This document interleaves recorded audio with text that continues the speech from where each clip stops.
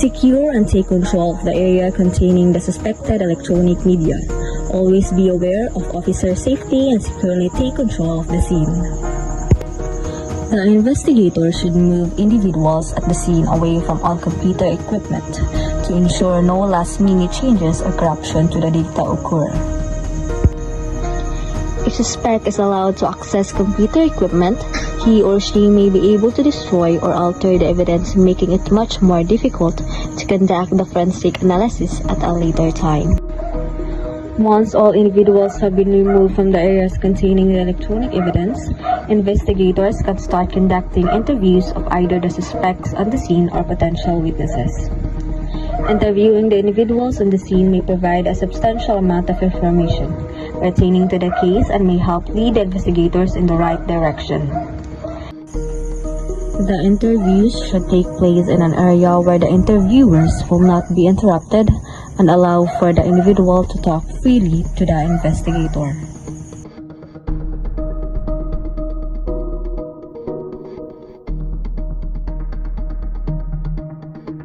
Photograph the monitor to show the status of the system upon your arrival on the scene. If the screen is blank and the system is turned on, again press the arrow keys to ensure a screensaver is not active. If the monitor power is off, turn the monitor power on. Once the monitor comes on, photograph the monitor to show what was on the screen at the time of your arrival.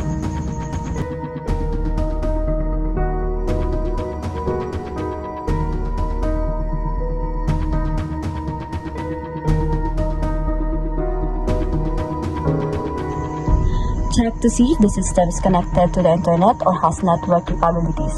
Some systems may not have CAT5 or other type of network cable attached. The system could be utilizing a wireless connection. If the system is networked, the investigator will want to capture the volatile data contained in the system's memory. If the system's power is disconnected before volatile data has been collected, the data will be lost and the investigator will not be able to retrieve that data at a later time.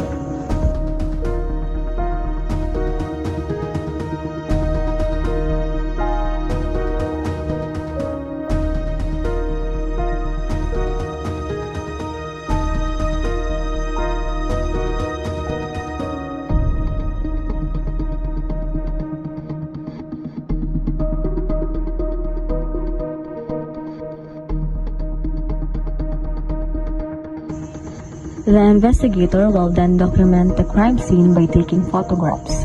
These photographs will help the investigator remember where everything was located in the crime scene and how the crime scene looked when he or she arrived. The investigator should take pictures of the entrance to the crime scene and then take photographs from each corner of the crime scene. Additionally, as evidence is located and recovered, the investigator should photograph the evidence before it is moved to document the location it was found on the scene.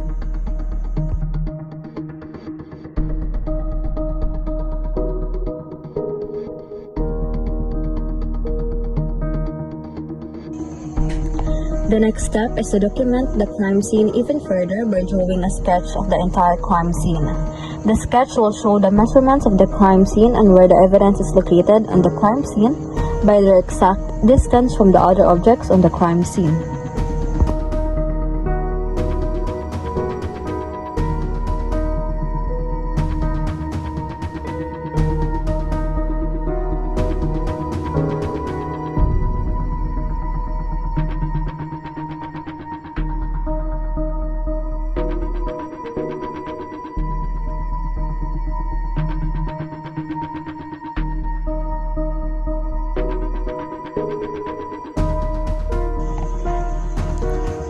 After taking all the necessary photographs, the investigator must label and tag all the evidence located in the crime scene. When labeling the computer system, the investigator should label each connector and port attached to the system. This will help ensure the investigator will be able to reconstruct the system in a court of law. Once the system has been labeled correctly, the investigator can place evidence tape over the 3 1/2 inch drive and the drive case. This will help the investigator know if anyone tampers with the computer system and transit back to the forensic lab.